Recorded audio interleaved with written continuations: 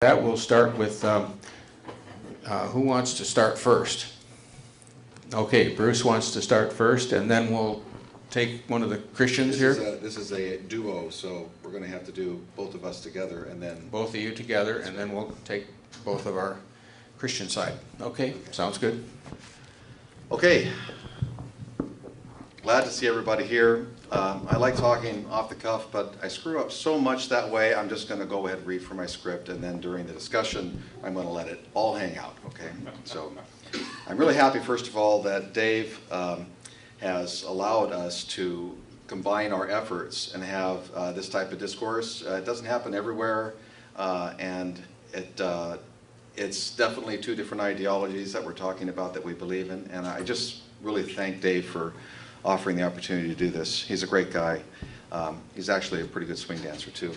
And this is going to be our hat for our $5 or more donation. This room isn't free, so I'm going to go ahead and pass it right to Reveille. And Reveille, if you might notice, was one of our debaters in January. So I'll be talking about past histories, recent histories, happening now, psychological effects, individual rights, and the last, of course, why atheism is beneficial. And Paul will be chiming in near the end of the opening. We kind of have like a combined opening. First, I'd like to, how many atheists are here tonight? Okay, how many atheists grew up in a religious family? So almost everybody then, it looks like. So this proves that this can happen, that if you are religious, that turning the corner into atheism isn't a bad thing. Sometimes it's a stressful thing, as we've had many experiences from people in our Backyard Skeptics group. But tonight we're going to have a critical look at religion. One way to find whether religion is beneficial or not is to take a look at the result from the behavior of those who adhere to its doctrine. By using reason, and yes, even science, one can determine if religion is harmful or benign. Most believers here will not identify with the different religions I will be presenting here. And I'm going to stop myself because, Ivan, I want you to get the screen on this part, this whole part. Most believers here will not identify with the different religions I will be presenting here, possibly not even a sect of their own religion if it's Christianity, but it is belief in the supernatural that is representative of nearly all religions. It is the belief in a religion that makes good people do bad things. So when you see someone of a different religion in a different country, try and imagine that you were born in that country and you will probably end up believing in that religion if you were. Most importantly, you'll be behaving the same way others do within that religion. So let's start by doing a mental experiment. Is it working back here? Okay. Believers adhere to their religion because they believe it's good and moral behavior. Take it for granted that that's what they do, unless you're a Satanist, and that it is beneficial to others. In other words, belief dictates behavior. In this example, we're going to look at spanking a child, which is sanctified by your religion, let's say. Pick one, it doesn't matter. Would you, as a parent, stop this practice if you discovered the long-term results were negative? How many people here would stop spanking their children if they found out that the long-term effects were negative, if you had a religion that said it was okay to spank your kids? Okay. Would it not be moral to continue spanking the child? This is an important point for tonight, and it doesn't matter what religion you are in. It matters that the result is what the result is, short-term or long-term. So let's go to past history. Is it up there? It looks like it is. Yep. Everyone here probably knows of the religious atrocities in the past, but I just want to remind everyone that there are several that I've picked. These are just a few.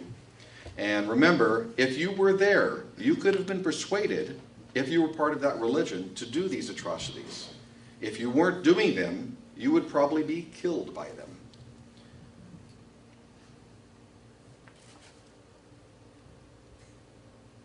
$60 million to 80 million over a 500-year period. Up to 100.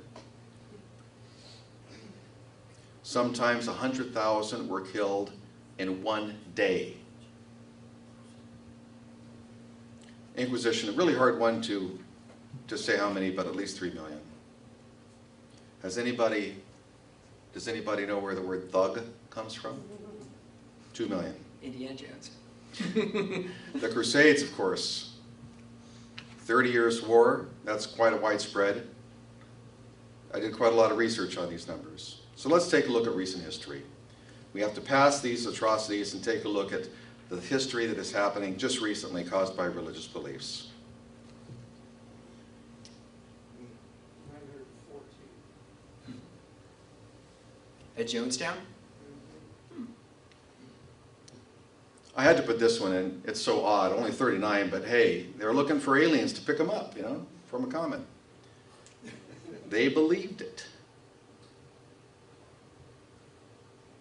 This is the death toll. I don't know if you could see it. 177,000 plus for Christianity. Million, sorry. Skipped a couple zeros there. Christianity here. The next one is genocide. It's different than wars. It's just basically killing people because they're religious. So let's look at happening now.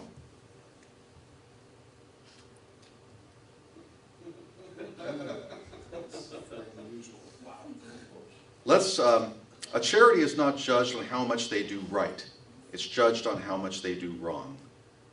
Now this next slide is a model in the lower right-hand corner.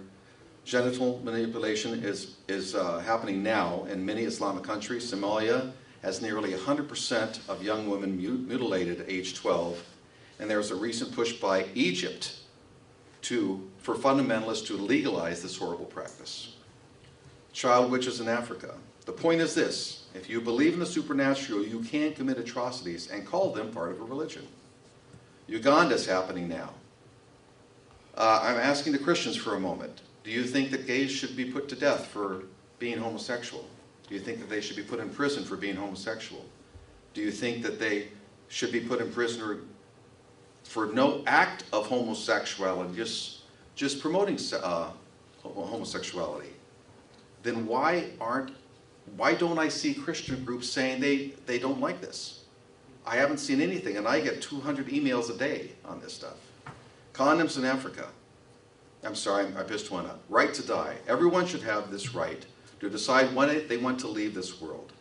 If anyone here has seen another human die of cancer, they would understand. To let others dictate the law on this issue is a violation of human decency. Condoms in Africa. 3 words spoken by the Catholic Church is probably the largest death toll count ratio in history. Don't wear condoms. Condoms causes AIDS. Millions die from those 3 words. It's just amazing. I have to wait. I have to stop you. I think you have it backwards. I do? Yeah, it's from promoting condoms that people are Don't wear getting condoms. AIDS. Yes, it is. Thank you. So that's Okay. sir, please. That would be a good comment, if it's correct. Abstinence only. Now this is one of my pet peeves. Christian parents send their kids to a program that results in just the opposite of what it was intended to do. Many studies have shown this to be true, even Christian studies. This is the perfect example of believers not doing their own investigation on an important issue. They just believe because of their faith and the false teachings of their religious leaders. If the leaders of these programs know about the studies, then they should be called immoral under the strongest terms. This hurts children. It is up to the parent to do their own research. But when parents do not question their religion, bad things happen. This is a slide in South Carolina that eliminated abstinence programs and offered free condoms in certain businesses. What happened? The pregnancy rate went down over 74%.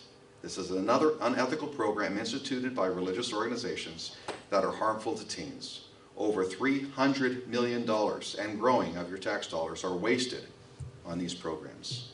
And the good news, 80% of Americans know this already. So they reject abstinence programs in 80%. Again, belief dictates behavior. Let's take a look at religion against science.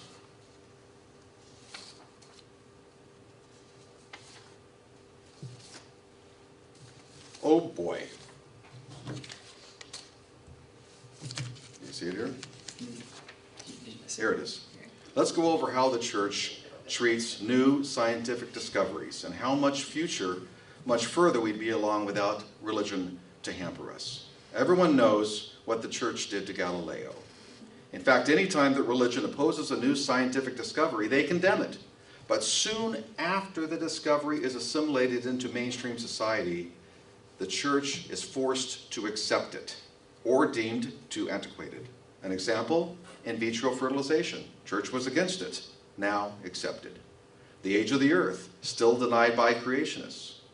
Stem cells. Everyone in this room will have a lesser chance of living longer because religion has stifled stem cell research.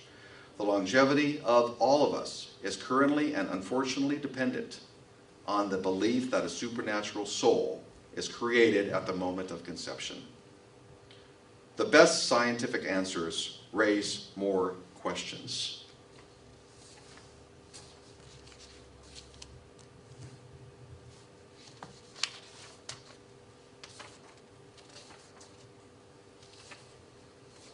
Fear and guilt is part of the result of religion.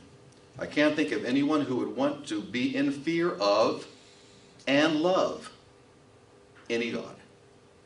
Just doesn't make any sense to me. Masturbation. From the small story of Onan in the Bible comes the religious suppression of a natural and pleasurable act becoming sinful. Self-loathing. One of the worst effects of religion is feeling that the natural parts of a human being are evil and that we were all born bad through a belief that original sin is passed from parent to child. Please, somebody tell me how this works. Religion devalues life, this life, in favor for an afterlife that exists only in the minds of believers. Indoctrination of religion is in many ways child abuse because it forces the believer to love someone or something that the believer also must fear.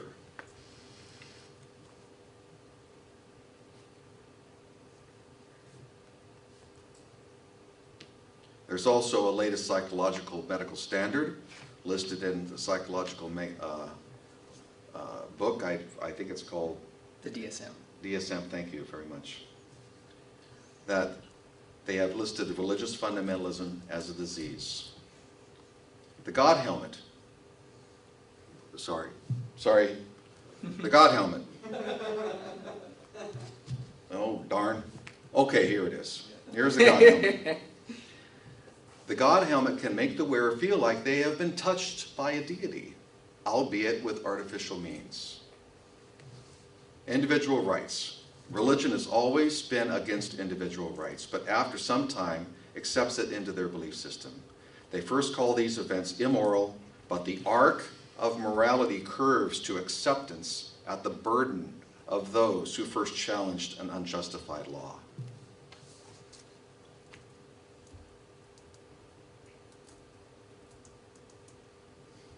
Interracial marriage, 80% of Americans were against it in 1948. The Supreme Court said, sorry, it's legal. And finally, gay marriage.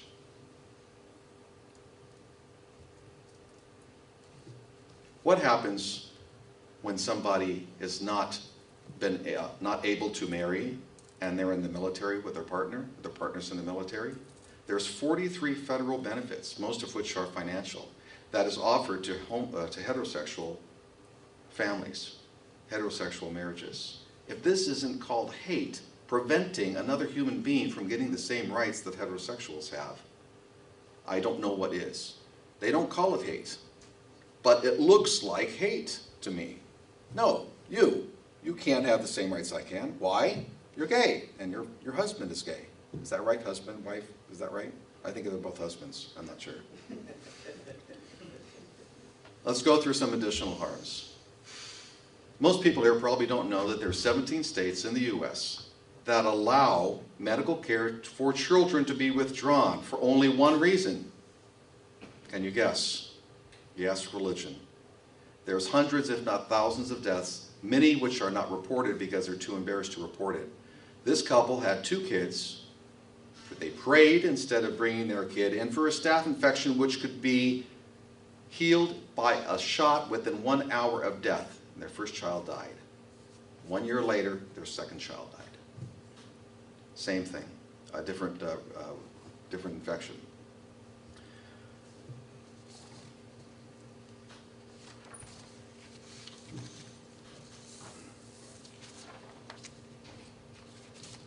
Congressman John Shimkus stated his opposition to any legal legislation trying to prevent climate change because the earth will only end when God declares it to be over. Sorry for the slide there.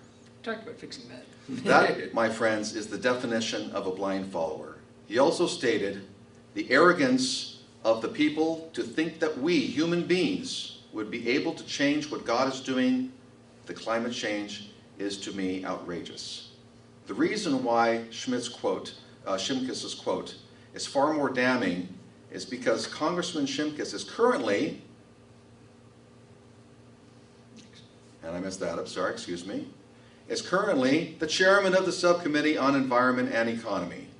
The man in the House of Representatives that is in charge of overseeing the House's work regarding to the environment literally believes there is no point or even the need to take care of the environment. Religion is anti-science, anti-individual rights, against life to die, pro-apocalypse, Right to die. right to die. Told you to fix that. We went through a little pre-production meeting and I didn't fix everything, so. Hampers science, progress, and education. Science, progress, and education. Sons or daughters of the young earth creationists will have fewer chances being a doctor, a paleontologist, a geologist, a volcanologist, or many other earth life sciences fields if they hold true to the fundamentalist viewpoints that the earth is only 6,000 years old and evolution did not happen. The morality from a believer coincidentally agrees with the God that they have chosen to believe in, but we cannot trust unreliable feelings from an exterior source and call it truth. The apocalypse. Many Christians support Israel to deport all Palestinians because Scripture states that Israel must be populated with no one but Jewish people before the coming of Jesus. And 40% of Americans believe that their Savior will be coming in this lifetime, will be coming in their lifetime. Is it possible that they want, meaning Americans, want an apocalypse to happen, to hasten the coming of Christ? If this belief is dangerous, isn't dangerous, I don't know what is. I'm thinking of a few people in power that could pull this off. It is possible, and the next nuclear weapon event will mostly be used in the name of religion. I wouldn't be here if this wasn't important. Belief in the supernatural is harmful. This is from Doug Hamp, a minister at Calvary Chapel. He's referring to Numbers 31. Sometimes, wrong comment place, you just have to kill. If he was alive 2,000 years ago, or in this case 2,500 years ago, he would be one of those soldiers killing. He would be one of them, no doubt, absolutely no doubt. Belief dictates behavior. I'm going to turn the reins over to something that Paul knows quite a bit about, being an anthropologist, political Historian, much of things. All right. I'd like to begin with a reading from the Book of Darwin. I'm sorry, old habits die hard. I used to do Bible readings all the time back in Let's my have old a Darwin. church. Yeah, I know. right? Darwin. Give me a hallelujah. Ah, too bad. Darwin, hallelujah. Yeah. Darwin. Yeah, well, I'd like to talk about would be something I think that in any discussion of whether or not religion is beneficial or harmful to the world as a whole is the mass political violence that was typified by the great wars of the 20th century. I'm sure many of you came in here thinking of just that. After all, how can we say that religion is more harmful than the reverse when we have examples such as the Holocaust? I thought this was a debate on Christianity. Sorry to interrupt. It's coming back.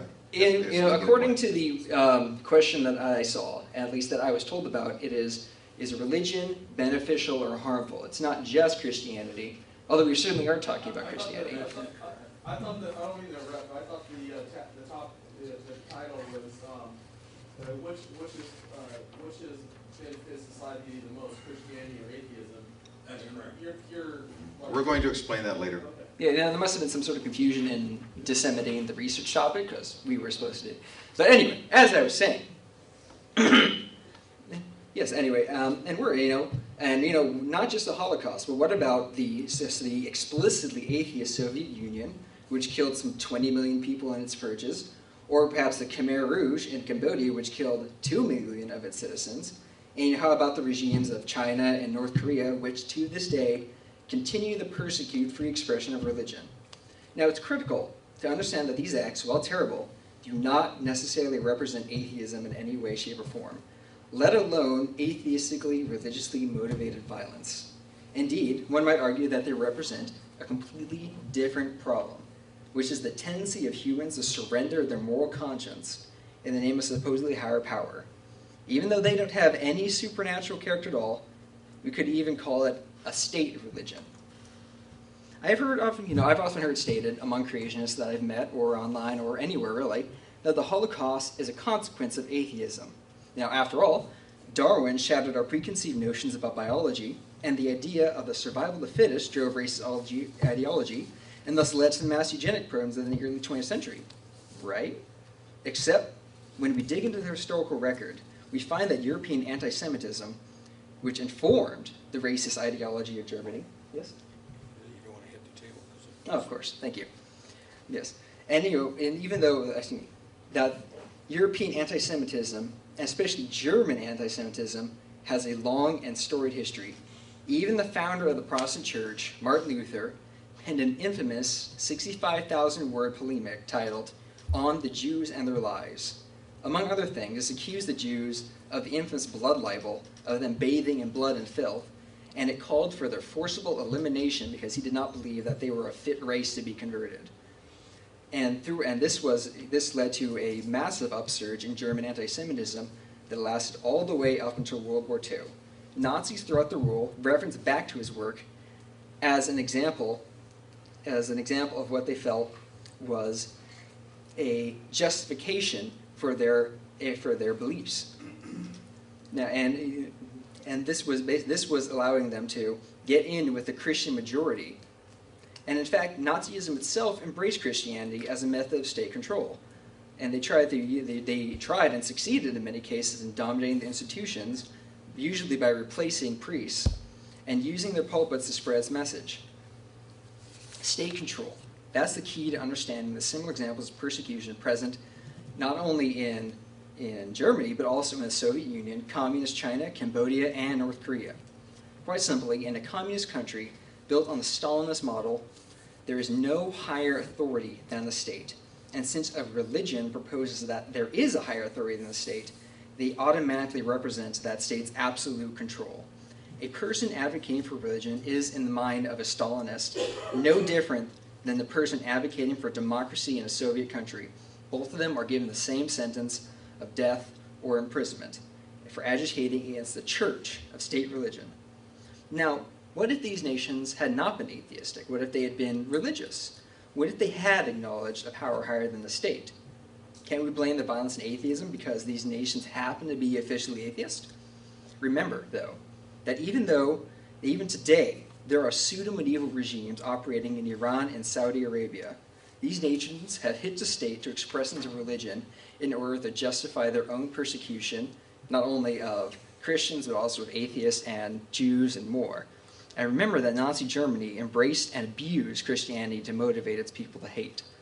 Now remember also these states which are de facto atheist, such as Sweden, Denmark, Norway, the United Kingdom, France, and even modern Germany today, have stellar human rights records and protect the liberty and free expression of all individuals because they have written to their laws secular humanist ideals.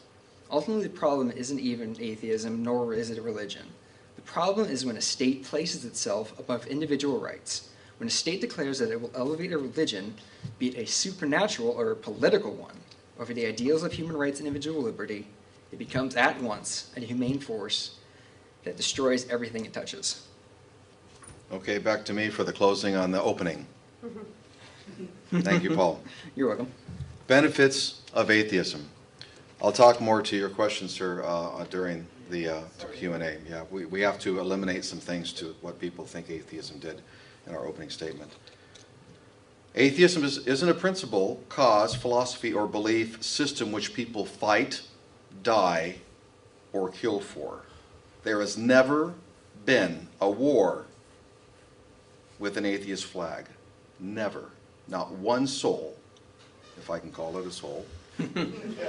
A collection of information in the human brain. Northern European countries who are mostly atheistic have the best social health. Same with Japan. Just imagine if everyone didn't believe in a God. Would we be raping savages? Some fundamentalists say we would. Probably not. So ask the question, if you're a believer and had an epiphany tonight, back to me, Ivan, that there was no God, would you change your behavior to your loved ones? Probably not. If you say yes, please keep believing in your God. And you can ask any believer turned atheist in this room if they have changed their mind about their behavior to their loved ones. You're much less likely, if you're an atheist or an atheist family, to have a divorce, get an STD, have an out-of-wedlock pregnancy, have an abortion, or be in prison. Atheists are better educated, more moral as compared to the general population, and being a minority, more tolerant to other minorities. 30% of Americans under 30 are irreligious. They don't call themselves atheists, but they don't check that box of what religion they are. They might have a supreme power, but they don't worship, they don't go to church, synagogues, or mosques. And in 30 years, those people are going to have kids and grandkids that will probably be non-theistic as well. We are headed for a wonderful non-religious America. The better news of atheism, the feeling you get when you no longer fear an eternal afterlife, or hell, and life is wonderful, satisfying, and empowering. Thank you.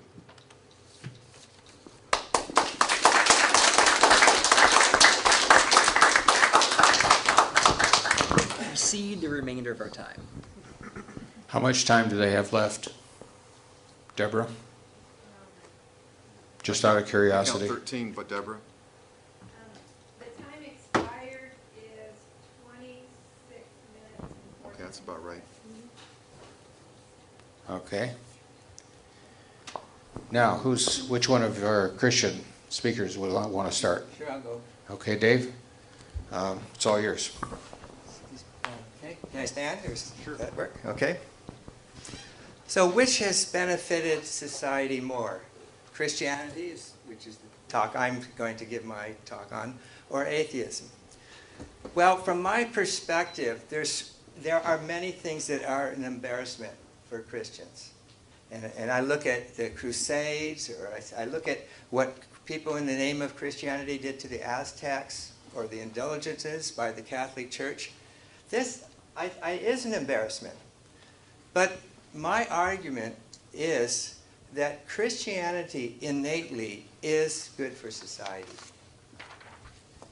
Now, I'd like to say a little bit about my background because it relates to where I'm coming from. When I was raised from a semi-Christian family. And I was not a strong Christian family, and there was a lot of doubts and questions about the Bible. And then when I got older, I joined a church, but I joined a huge church. And I kind of sat in the back, and I was entertained, but I wasn't really finding that my belief I was using every day in my life. But I then joined a small church, and I ended up getting involved in the small church. And I ended up seeing the other people in the church, and that particularly the men that I got to know. And I got to see close hand what it is like if somebody really practices Christianity. And I also got to really appreciate reading the Bible and really reading it. And I realized that so many people don't read it. And so that because of that, they're not applying it to their life. Now, I did some research afterward, and also, by the way, this motivated me to write the book that I wrote called The Path of the Bible, to help people to read the Bible, because this really was a message to me that people are not reading the Bible.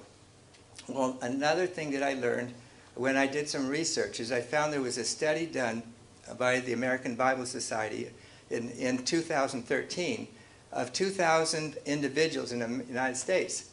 And they found that the majority really appreciated the Bible, and they thought that it was very important for how you live. But also, the majority said they didn't want to be benefited from the Bible. And the average amount of Bible reading was less than 5 times a year. So there's like a disconnect between what people think and how they're living. And so I think that when we say, okay, America, majority say they're Christians. But what does that Christianity mean? And if the majority aren't really practicing it, we can't really say this is Christianity, because people are not living it, they're not benefiting from it.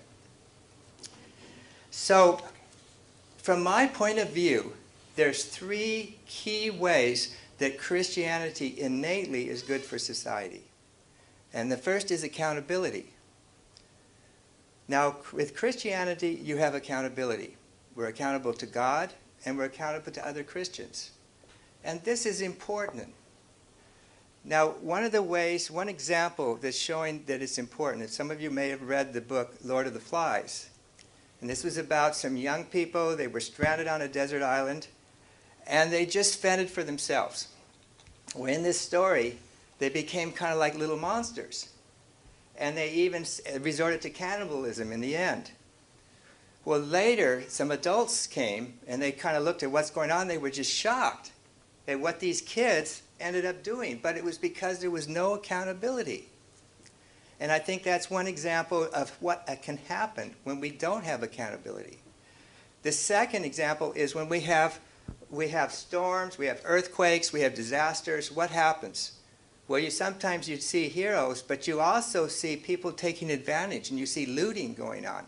And people who would never do this kind of thing in normal, when they can get away with it, they can do terrible things. And so we have to have accountability. We can't just say everybody do what they want. Society cannot be best suited for this. Second thing is inspiration. Christianity provides inspiration. And we need inspiration to do what to be good people. And one example is the Bible. Now, what does the Bible can give us? We get examples of people doing good things and not good things, and what the result is. And so we can be inspired when we look at these examples, these practical examples of what has happened. And so we need that, and we also need the encouragement we get, and through belief in Christ, prayer, the things that help us to build us up, to give us strength. And this is good for us, good for society. The third is hope. And Christianity gives hope. Now, one of the things that we all need is forgiveness. Everybody messes up, and we need to have some way to be forgiven. And Christianity offers that. It offers forgiveness. And it even offers eternal life. Now, that is for believing in Jesus, but that is not a huge thing. And so we have hope even for eternal life. So these are things that we need for our courage, for our strength. And so Christianity is something that is good for us, that can help us. Now, that doesn't mean that there aren't examples where there are good effects from Christianity. And I think one is from charitable giving. And one organization that my wife and I support is called World Vision. And what they one of the things they've done is in 1994, they got involved in a crisis in Rwanda, Africa, Central Africa. There was about 100,000 people that were killed. Well, they got involved, and this is supported largely by Christians. They got involved, and they first started helping the children.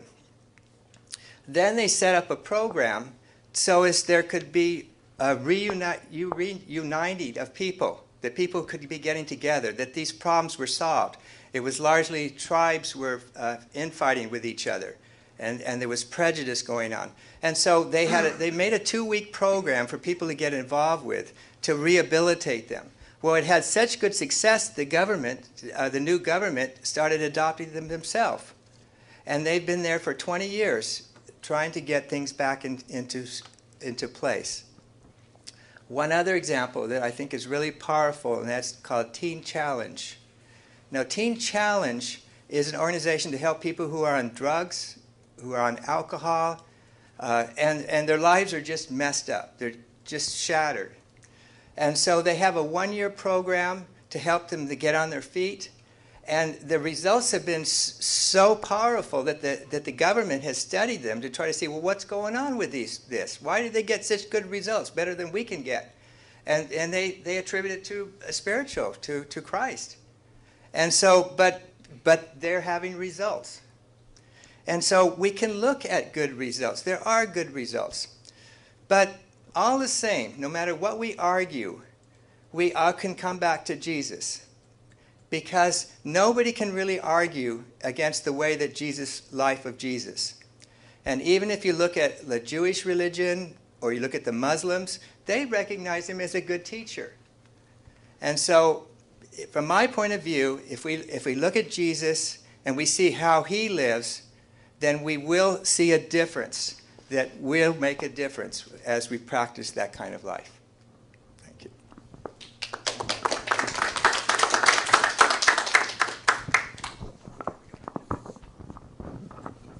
Okay, John? You might have to hold that microphone a little closer to you.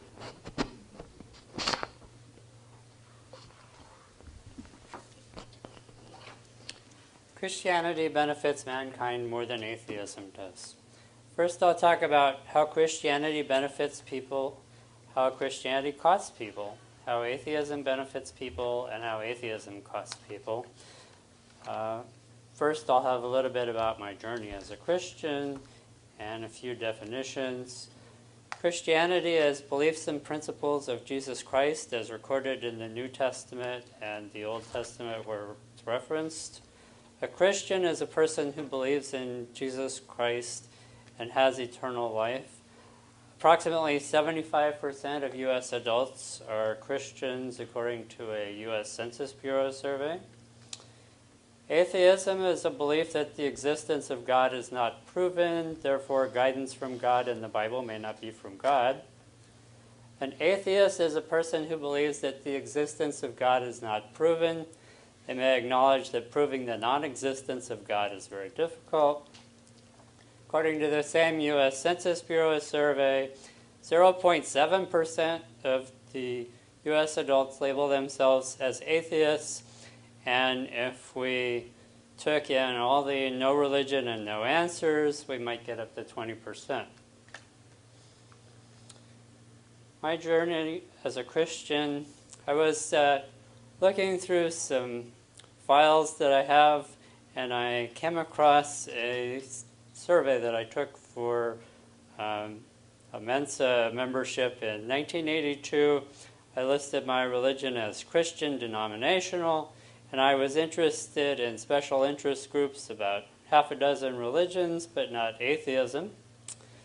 In 1986, in a soapbox survey that was also loosely associated with Mensa, I listed as a fairly strong yes, evolution, as a no, fate, afterlife, reincarnation, and papal infallibility. A mild yes in atheism, agnosticism, Christianity, the Bible is a moral guide, the Bible is literal truth, and creationism, and I listed my present religion as none. In 1997, after listened to some audio tapes, Tough Times Never Last, but Tough People Do by Robert H. Schuller. From 2000 to 2013, I attended services at the Crystal Cathedral, where I listen to a minimum of 500 examples of people doing good works and 500 messages. From July 2013 to the present, I've attended Shepherd's Grove Church in Garden Grove, where the pastor is Bobby Schuler. In talking about the benefits and costs of Christianity, I've divided this into 4 categories: how Christianity benefits Christians, how Christianity benefits other people, including non-Christians, how Christianity costs Christians, and how Christianity costs other people, including non-Christians. Christianity benefits Christians through salvation. John 3:16, "For God so loved the world that he gave his only begotten Son, that whoever believes in him shall not perish but have eternal life." Also, blessings of things that are good in your life, and an attitude of peace with what happens in your life. The inspiration of Jesus' leadership. How Christianity benefits other people. Good works, the attitudes of Christians with other people, and ethics and moral values. Another way to look at that might be sins not committed. For good works, one reason for doing good works is from Matthew 6:20, "But store up for yourselves treasures in heaven, where neither moth nor rust destroys, and where thieves do not break in or steal. For where your treasure is, there your heart will be also." Examples of good works in the New Testament include the story of the Good Samaritan, loving your neighbor. Which of these 3 do you think proved to be a neighbor to the man who fell into the robber's hands? From Luke 10:36. An example of good works from the Sermon on the Mount, Matthew 25:35. "For I was hungry, and you gave me something to eat. I was thirsty, and you gave me something to drink. I was a stranger, and you invited me in. Naked, and you clothed me. I was sick, and you visited me. I was in prison, and you came to me." Some modern examples of good works include Mother Teresa, Martin Luther King Jr., Nick Vujicic, and Ralph Smedley. Mother Teresa, from Calcutta, India, from 1948 to 1997, founded the Missionaries of Charity, a Roman Catholic organization with 4,500 sisters in 133 countries that has hospices, soup kitchens, orphanages, and schools. One of their vows is free service to the poorest of the poor. Martin Luther King Jr. was an American pastor who advanced civil rights through nonviolent civil disobedience based on his Christian beliefs. Nick Vujicic is an Australian Christian with tetra amelia syndrome, which means that he has no arms or legs. He formed a nonprofit organization, Life Without Limbs, and gives motivational speeches about life with a disability. And Ralph Smedley, the founder of Toastmasters International, started the first club in a YMCA, that's Young Men's Christian Association, in 1934, which now teaches communication and leadership skills to 300,000 members in 13,000 clubs worldwide. Mention again the attitudes of Christians to other people. Some examples of ethics and moral values. Behaving yourself, from Acts 15:28. "For it seemed good to the Holy Spirit and to us to lay upon you no greater burden than these essentials, that you abstain from things sacrificed to idols, and from blood, and from things strangled, and from fornication. If you keep yourselves free from such things, you will do well." Farewell. The golden rule from Matthew 7:12. "Therefore, whatever you want people to do for you, do the same for them," because this summarizes the law and the prophets. What are some Christian costs? How does Christianity cost Christians? Well, one example would be surrendering to Jesus' leadership. And he was saying to them all, "If anyone wishes to come after me, he must deny himself and take up his cross daily and follow me," from Luke 9:23. Taking risks, from John 15:13. "Greater love has no one than this, that one lay down his life for his friends." Some examples of trials in life. "Who is there to harm you if you prove zealous for what is good? But even if you should suffer for the sake of righteousness, you are blessed. And do not fear their intimidation, and do not be troubled, but sanctify Christ as Lord in your heart, always being ready to make a defense to everyone who asks you to give an account for the hope that is in you, yet with gentleness and reverence, and keep a good conscience, so that in the thing in which you are slandered, those who revile your good behavior in Christ will be put to shame." An example of one question that came up was disability a punishment for sin? In John 9:3, Jesus answered, "It was neither that this man sinned, nor his parents, but it was so that the works of God might be displayed in him." How does Christianity cost other people? Well, there are a number of things. Sins by Christians, false prophets, and the relationships between Christians and other people. I think a lot of the what is the proper relationship between Christians and other people is addresses a lot of those questions about what is the relationship between one thing is that a Christian is supposed to lead a quiet life, and advocating political changes is probably not within the scope of that.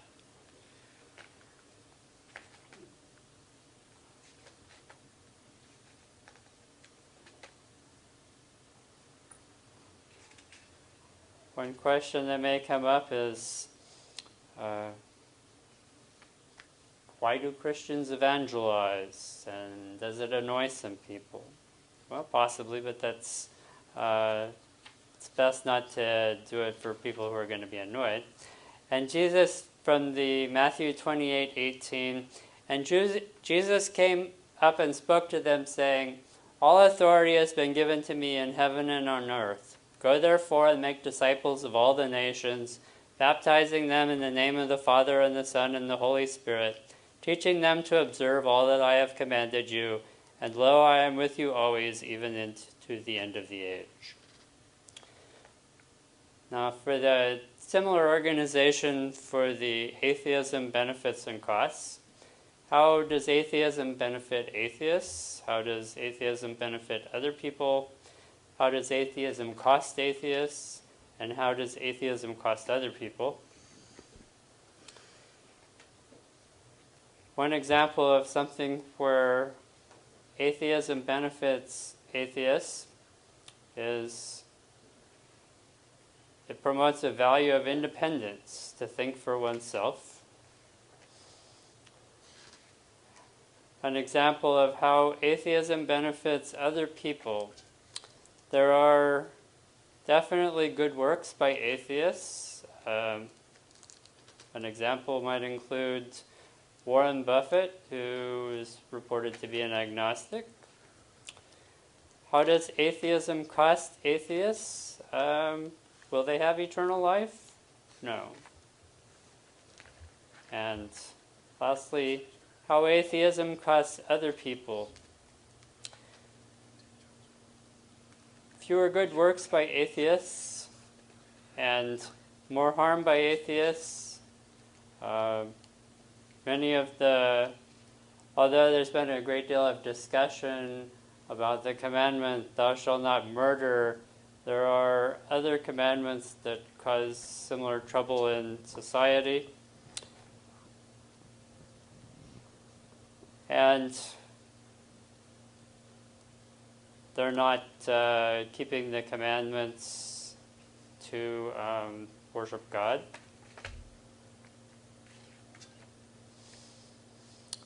For the commandment, thou shalt not murder.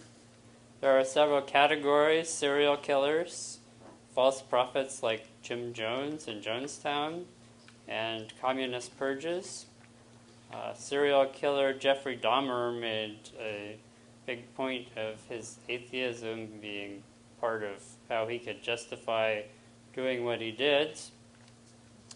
There's already been mention of communist purges like Stalin, China, and Pol Pot in Southeast Asia. Also Benito Mussolini in Italy during World War II. So I've talked about Christian benefits, Christian costs, atheism costs, and atheism benefits. Which has benefited mankind the most? Christianity. Christianity benefits mankind more than atheism does. Back to you, Mr. All right. Thank you, John. How much time do we have left on the Christian side? Do we have any time? The time expired is 22 minutes and 30 minutes. Okay, so you guys don't have a final closing statement. We have, We got 18 minutes left. Oh, do they? Yep. 18 minutes. That wasn't 40 minutes. That was... And we gave him a chunk too. we have The- 18 minutes and the 18 Oh, okay. 18 minutes left. Okay, very good. All right, now, do we want to take a break, or do we want to 10 go minutes and let's take a break. 10 minutes and we'll take a break? 10 minutes on each side, or 5 minutes on each side? Well, let's just see what happens. I don't think think that'll it'll be take pretty 10. short. All right, let's say 5 minutes on each side. Okay. All righty. Here we go. By the way, before we do this little informal rebuttal, where's the pass the hat thing at, the Darwin thing at? You got it? Oh, okay. Trustworthy guy over there, all right. Second thing, we're going over to the post afterwards, so everybody's welcome to continue the discussion. And one more thing. Oh, my citations on abortion and other issues can be seen over by the atheist table full of trinkets. And those are for sale. If you'd like them, let me know. In fact, the Christians might buy them just to show, whoa, look what these atheists are selling. It's your rebuttal. That's, I think the most offensive the one over there is dress up Jesus, magnetic dress up Jesus on your refrigerator. So I have that. Remember, that's just for us. You're not allowed to buy any of the big stuff there, but you can buy the bobblehead. Okay, I'm going to take Dave and I guess both of us are going to take Dave, and then Paul's Yep, going to take I'll see John. what he leaves. Christians don't read the Bible. This won't help their behavior. In fact, I think if you read the Bible, I think, David, might actually make it worse, because all the fundamentalists have a much worse behavior than the moderate Christian. The moderate Christian goes to church, even a cultural Christian that goes to church for social networking, to see their neighbors. I would trust them much more than a fundamentalist Christian. If Hitchens said this, if he was walking down the street and saw somebody in the Bible versus somebody without a Bible, would he run or would he stick around? And Hitchens said, I would run with somebody in the Bible because they could do so much. And then you said they could be forgiven. If you can be forgiven, isn't it more likely that you're going to be doing the same thing again, i.e. adultery, i.e. Cutting people off in the parking lot? I mean, the forgiveness thing is beyond me. To be forgiven from a Catholic Church or from a supernatural. Atheists have none of that. We don't have a forgiveness. I have to accept in my own heart all the bad things that I've done. Well, we do forgive each other. We forgive each other, but And sometimes just as human to human, I can forgive a Christian. And it's not so much a supernatural giving you forgiveness, but an actual person. I was really rude to my tax collector yesterday, tax preparer. I'm telling the truth. I was really rude. I was stressful. I'm sorry. I was really ragging her. And so today I went and apologized, and she gave me a hug. Aw. And you can do that being a Christian or an atheist, but the main thing is you forgiving a person. Storms and disasters, I'm not going to go over that. You mentioned inspiration, though, and I like that, but what do atheists get their inspiration at? We get our inspiration at discovering what is demonstrably true in the real world. That's it. No supernatural. What is knowledge? Is justified true belief, and that's what we believe. Justified true belief. I guess you could turn it around the other way as well. And finally, hope. Hope of a afterlife. Do I really want to exist in heaven doing nothing but worshiping a God and gleefully, and it says that in the Bible, gleefully watching my atheist friends burn in hell? Is that something I want to do? No, it's not what I want to do. And then it even says in the Bible, oh, you're going to forget all of the bad things that happened to you. Well, what if you had a bad life? Are you still a person, a personality? I mean, if all of your experiences, if you're abused all your life, and if you're one of those 300 girls over there in Nigeria, I didn't mention that either, by the way, is Islamic culture. So you can interrupt any time, Dave. Oh. Paul, Okay. you want to? We can just go back and forth. We can, yes, this is kind of like Do an you want me to- informal discussion, excluding the audience. Just me and you, buddy. Let's go at it. Okay. If we're gonna do that quick, I just want to say that you skipped over accountability, and I think that's actually extremely important. I think by saying that Christians are accountable, rather, you are implying that atheists and other members of other religion are not accountable, and I think that is demonstrably untrue, and it is proven again and again and again. You bring up things like, it was either you or John. You bring up looting after a disaster, or people being generous and helpful after a disaster. But I will guarantee you, among those looters, there are going to be people who are devoutly religious, potentially Christians. And I guarantee you, among the people helping out those in a disaster, they're going to be atheists, and of course Christians too. And I think the best predictor of good human behavior is when you have a sense of community and strong civil society, more than anything else. It's demonstrated again and again. You have for example, I mentioned the atheist regimes of the Soviet Union, which did not have a strong civil society, and the rule of law was disastrous. And but then you have Sweden, you have the UK, France, Germany, who have powerful civil societies with strong protections of human rights, and they have an excellent civil society with good human behavior. And on the other hand, you have religious communities.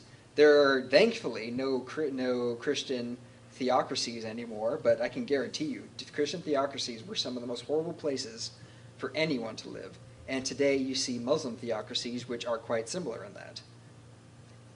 So just a few things. When you mention fundamentalists have worse behavior, to me, I don't think you would have any statistics or any way you could say that. Maybe that would be your personal experience. Maybe you've known some fundamentalists, but I don't think that we've ever seen any study or anything that would say that if you're a fundamentalist, you're going to have worse behavior.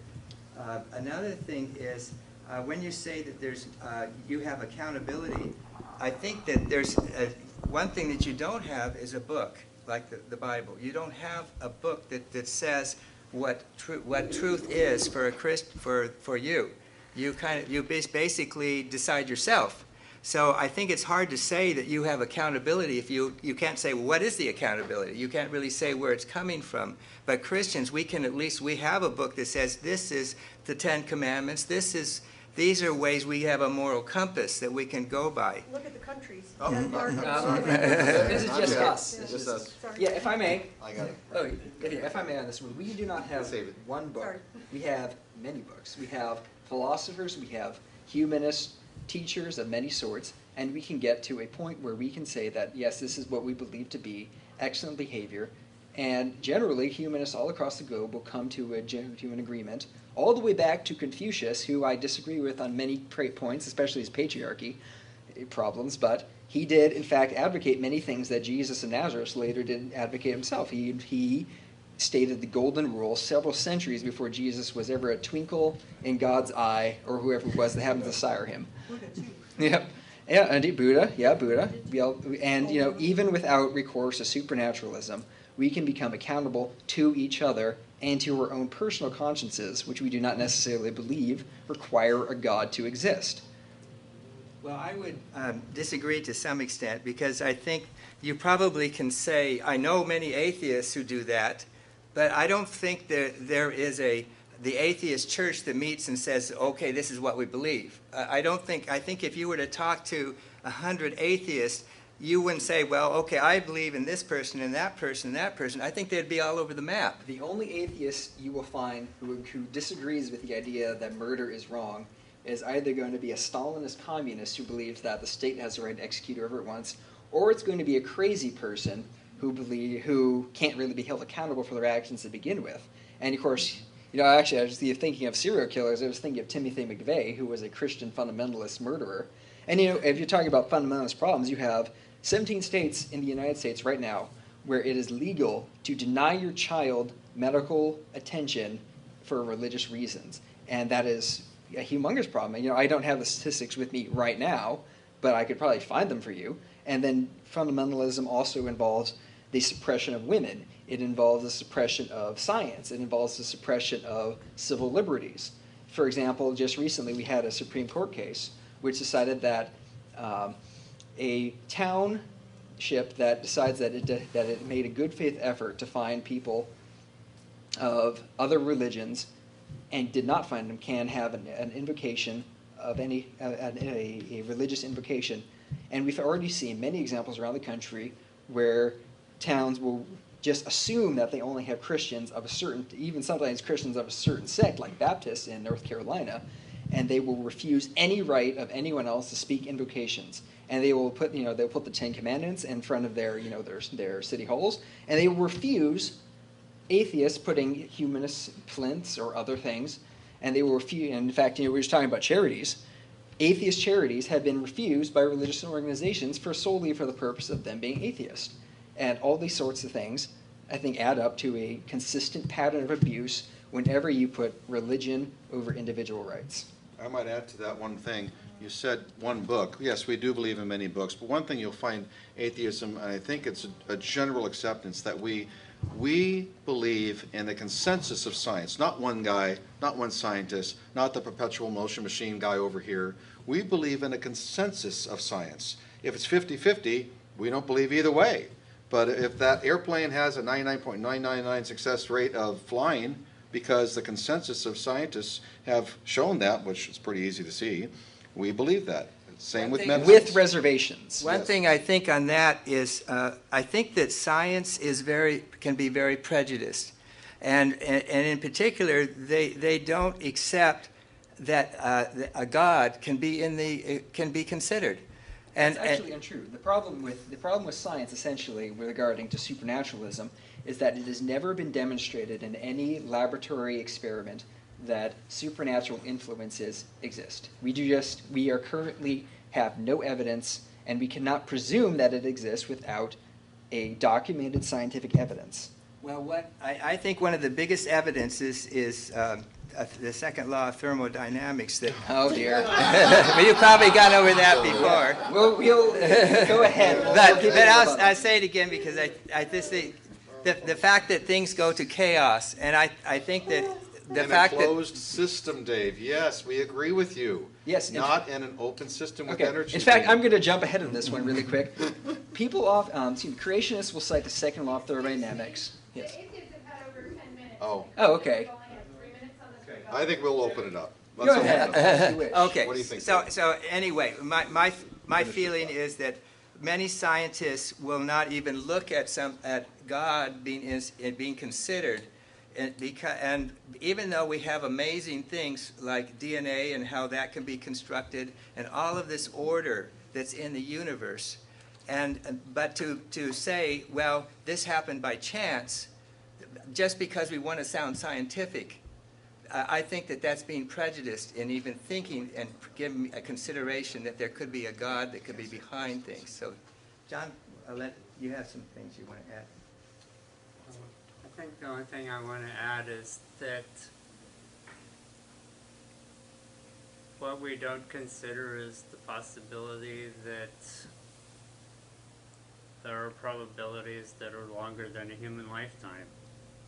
That we have a short-range focus that we say, if I don't see it happening all around me all the time, it doesn't exist. That's pretty accurate, right? Well, it depends. I mean, we see. I think we're done. We spent would you too like much me to time. respond? I have 15 seconds for Yeah, Christian we went too Science. long. All right. We'll give in. We'll let it go. Bring it up. Okay. Okay, we've had our 10 minutes, right? Yeah. Yeah, that's right. So we're open for questions, right, Dave? Yeah, we're ready. I don't have a mic. I just have a very simple question for the archaeologist. Yeah.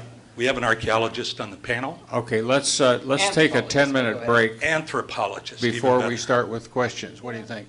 Familiar with Louis Binford? 10-minute break, and then we'll start questions. Louis Binford? 10-minute break. I actually need the permission. Great. And you're welcome to come up and ask us questions, Christians. And Christians, please feel free to, or atheists, please feel free to come up and ask the Christian debaters some questions. Or ask them what the first law of thermodynamics is. This is entropy. Or any laws of thermodynamics. This is entropy. This is the formula for entropy. The second law of thermodynamics. I'm sure if a Christian could disprove this scientific miracle, would be all too happy to hear about it. It doesn't Well, do that's it. Nobel Prize. I mean, it's been sitting. I mean, You have a question? there it is, right there. That's the formula for entropy. Rachel, good to meet you. I know Are you a it Christian or atheist? is. Oh, good. Anybody want to go over to Ralph's and get some cookies? I'm starving.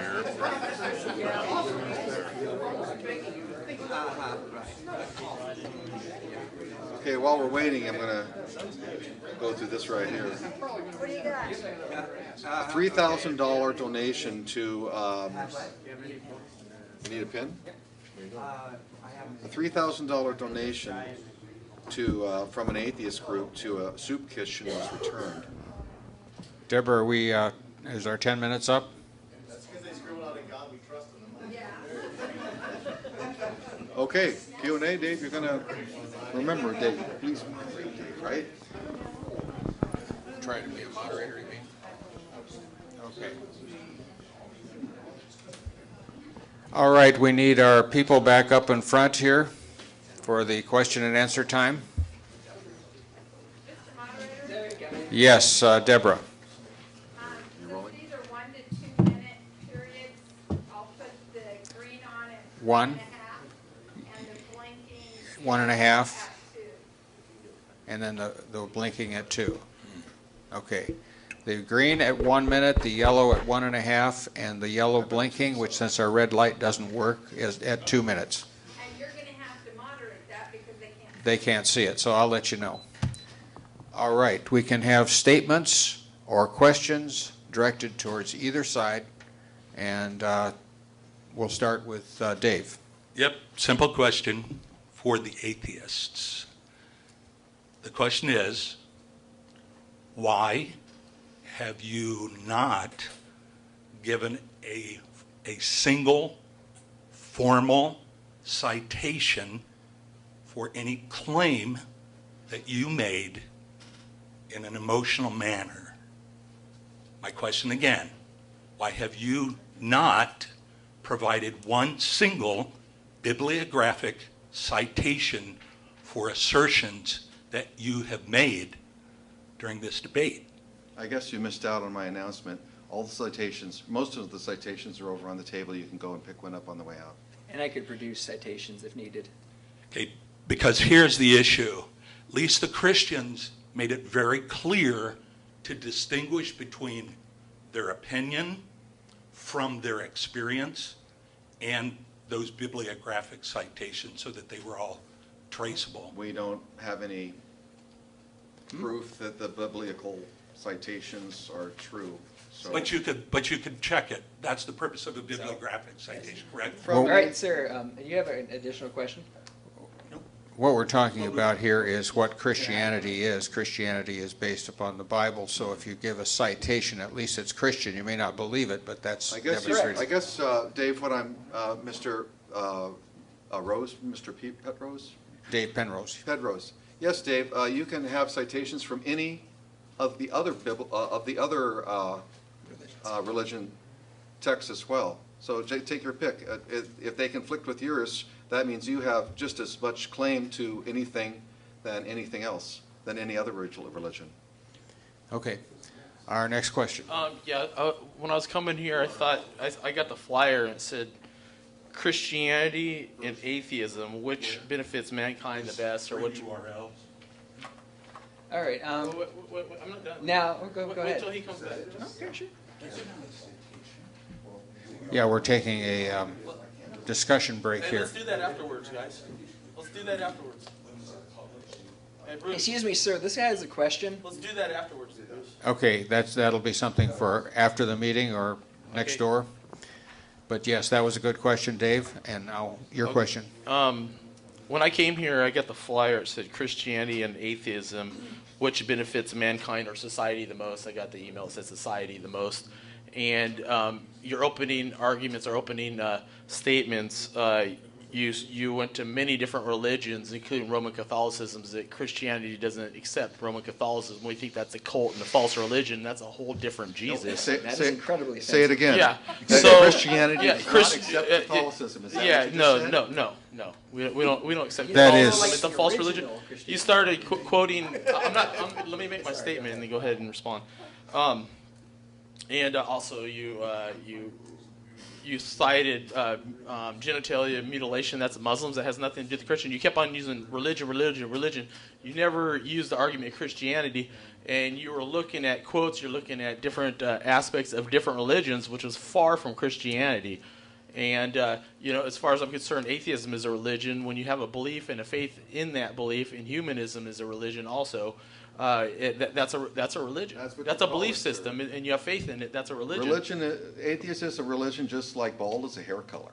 Nice one.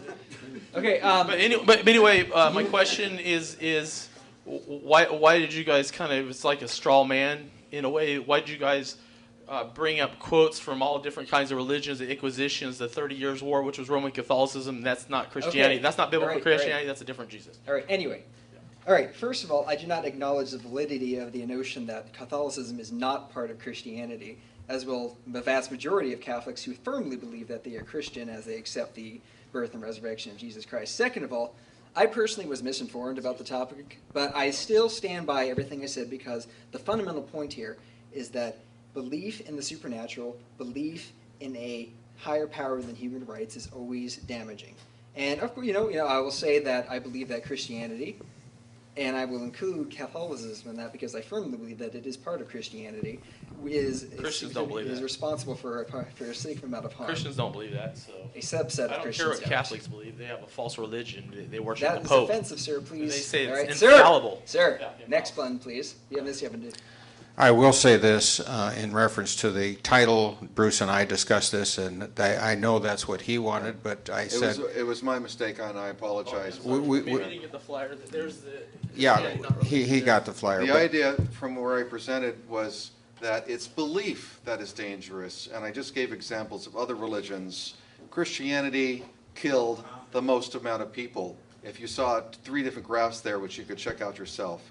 So you could say, okay, fine, ignore all of the other religions that I had an example of. Take your own, alone. And if you want to go back to Protestantism, you have Martin Luther, who is almost single-handedly responsible for the rise of anti-Semitism in Germany. Anyway. I wanted to ask, Dave, do you have anything to add to that? Well, I think about Martin Luther. Certainly, I've never heard that statistic before, and I would challenge the source of that because it isn't something that is widely known. His book is called On the Jews and Their Lies. It's a 65,000-word treatise penned by Martin Luther, fully attributed to him, fully supported by him. He was actually very nice to Jews early in his life, but he turned against them as he got older. That's right. His famous sermon that he gave, he died a week later. So I think that was God's judgment upon him. Oh! That's one way to Strike me interpret it. down. Of course, people could just die, but go ahead. Go ahead, next All one. right, my question is for both sides. The Christians, you guys say that you get most of your rules and laws and what you do for your daily lives from the Bible, so you only have the one book. So since that was written 2,000 plus years ago, maybe longer, when you come across something that's more modern, like how do you, like something with the internet involving, if you were to attack someone online, they commit suicide or something, like how do you feel about laws and stuff that you come against now that has nothing, that's not in the Bible? Okay, yeah, I'd like to respond to that.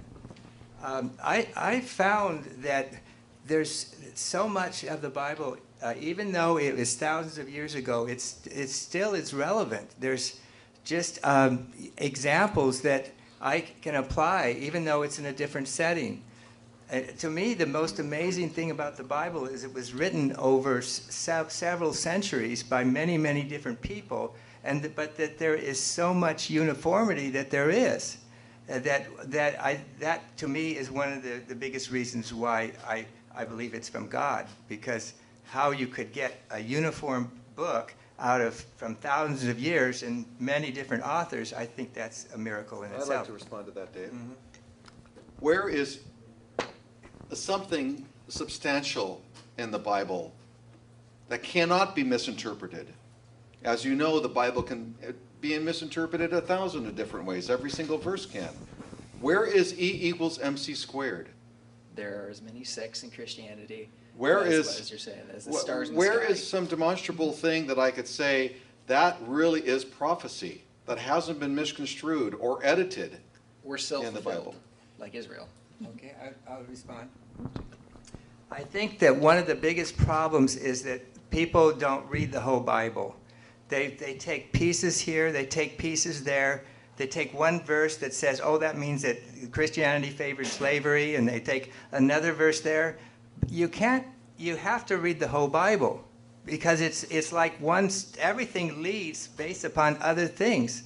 And that's one of the biggest problems, is people don't understand the Bible because they haven't read the whole Bible. Would you agree that there are contradictions in the Bible?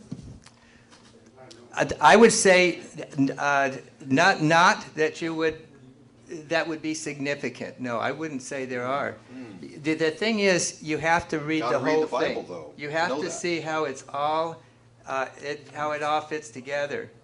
And you can't take this verse and that verse, because if you don't see the big picture. Let me ask. If I may, Go ahead, I'm actually not certain. I'd just like to know for reference, are you a strict biblical literalist, as in every word of the Bible is absolutely true? I'm for seeing the spiritual meaning. Okay. I don't look at individual words and say, oh yeah, I got to jump on that word.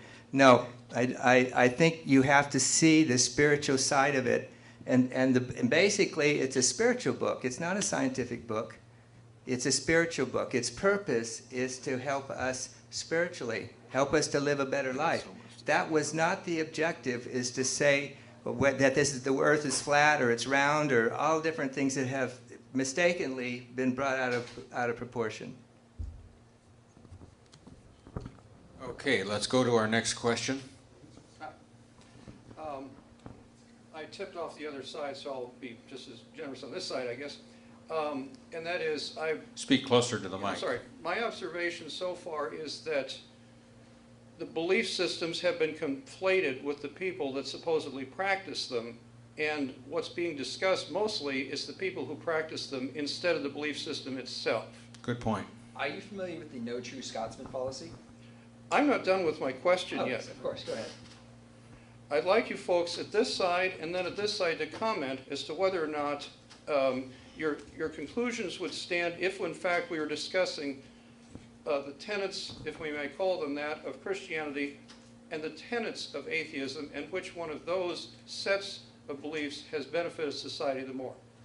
All right, if I may. Good point. Okay. Good question. I would say that atheism itself has no particular beliefs ascribed to it. However, I would say that secular humanism and its beliefs and its values have contributed more to society than any Christian values.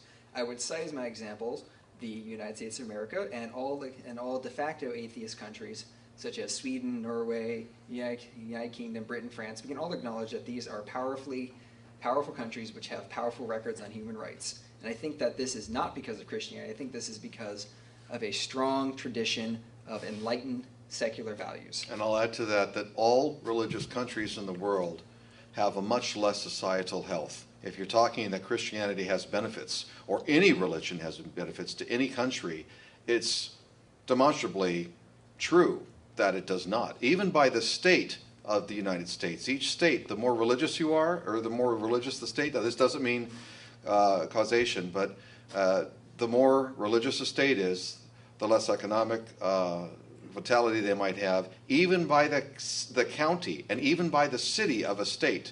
If you have, like Austin, for instance, in Texas, has a much better economy than other cities in Texas, besides Houston, of course, and Dallas, the big ones. But an equal-sized town of Austin in Texas won't have near the vitality of economy than a religious one would have. So it goes all the way down to the county and the state. So that doesn't, like I said, it doesn't mean that religion has caused that. It's just a fact that. And I would say that we could definitely say that religiously motivated violence for the purposes and in the name of religion has caused a great deal of hardship. Now, you might say that they are not truly practicing the religion, but it is the religion that inspired them to cause the harm that they did. And I have something to that too. Those two parents that killed those two kids. I have a question here. Those, I'll finish very quickly.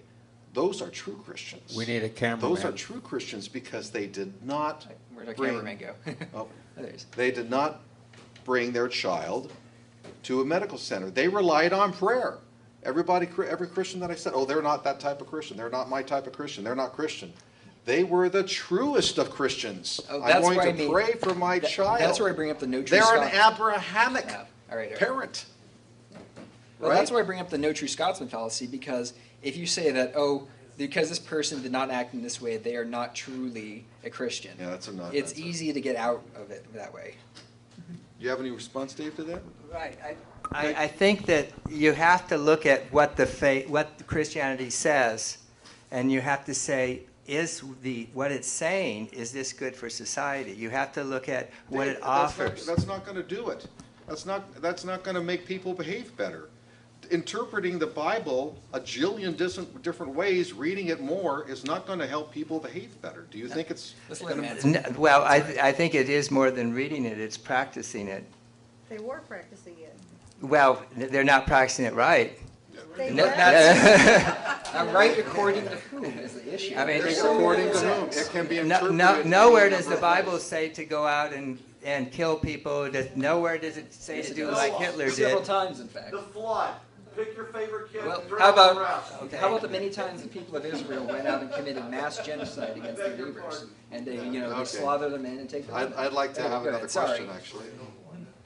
Yes, I'd like to present another question, if I may. Let's start I'm with this. going to have to go in the side. back of the line. Yeah, if we're let's gonna have let's start with the next. Well, and that is, Back of the line, please. is God a moral monster? What do you think about the book? Okay, we'll discuss that later. Next person. Hi. Hello. A couple different questions, mostly directed at the Christian side. There's lots of different issues that you had. First of all, your example of using Lord of the Flies as your prime example against accountability, I think, is rather untenable, as it is literature, and you'd probably want to look for something that actually happened, to support that claim. There's other things as well. Inspiration and Hope, I think they did a fair job of addressing those issues, because Christianity does not have a cornerstone on providing those for those people. They've done studies on people that are happier in their lives or more successful when they're a part of a church, or if they're not, and usually they are, they're happier in the private church. However, when they're also involved with a societal issue like the Backyard Skeptics, where people can talk and socialize and give hope and give accountability and give encouragement, they're just as happy. So those social issues are not necessarily, I think, the thing to focus on when you're trying to prove Christianity. Is my voice is getting all shaky. I have so much to say. Welcome to the club. Speak clearly so we can get it Thank on you. tape, When you want to look at Christianity's benefits, I think you should not look at those social issues because they don't have a cornerstone on them, but actually look at what the Bible says. Now I want to address what you're talking about, absolutism and the morality that's found with the Bible. For example, if you're going to look at the example of God says, do not kill in the Ten Commandments, but then he orders the killing of a mass genocide of the regional tribal people, usually people have to pause and they have to question that. If they just say, absolutely, God says do not kill, that's a might is right because God is saying it. If they have to pause, that's actually indicative of people having a sense within themselves of what is morally just, because they have to question themselves. So the idea that they even have to make some sense of that in their self is showing that morality is not only found within the Word of God, because people have that sense of themselves. And so that's, I think, the example of fundamentalism having to do more harm, because if you look at the and say, what is your, one book that you can stand on, it's because they don't just, hey, one word absolute, thou shalt not kill, and rather they try to, people from the humanism side, they try to balance it out. So if I say, thou shalt not lie, An example of where lying could actually be a benefit is if a woman came to my house who was escaping her battered, she was in a battered living situation, and her husband came, looking for her, and it would be morally right for me to lie and to say, no, I do not want to know where she is, and to protect her. And so a lot of times that balancing different ethical weights is why there's not a strict commonality, and that's why there's more discussion. So I think that's not necessarily a criticism, and that's why they have the feeling that absolutism and fundamentalism is what causes to more harm. All right, your time is up. Yes, it is. Just one comment on that. The Bible does say, thou shalt not kill. It's in the PL stem, which in Hebrew means thou shalt not murder. It's not talking about wars here. So. The wars are okay. It's okay to kill That's in what wars, the command what is. you're Do saying. not Even murder. mass slaughter in wars, apparently. So you can kill women and children as Yep. long as they're Or part rape of another them. tribe. Yeah. I just have a comment. I think one program that really has benefited our country as well as other countries around the world is the 12-step program.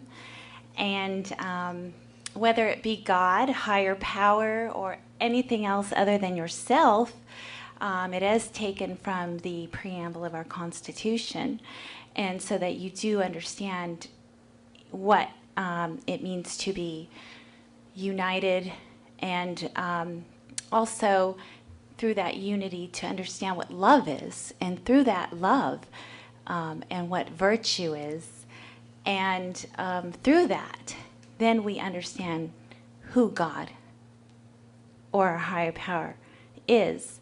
So my comment is just that I believe that perhaps the churches have not been able to help this country or other people, but I believe that God has used that program because it has benefited millions and millions of people, and we all have, we all have family and friends that I'm sure that they have benefited. I'm sure that a lot of people have fallen too, but I think it has benefited our country, and it does fall into the category of Christian values and principles that are biblical principles as well. God's not mentioned in the Oh, preamble. okay, wait. Reveille. Get up there, Reveille. Go ahead. Okay. Paul's going to say something right after I am, but this is something that you really have to investigate. Investigate through both sides and through neutral sides, because you might find that it does not result in what you think it does. Specifically, in fact, we have information leaked from internal Alcoholics Anonymous documents which show that the Alcoholics Anonymous recovery rate is no better than doing it on your own with chance. In fact, the problem is that Alcoholics Anonymous was not a scientifically organized institution.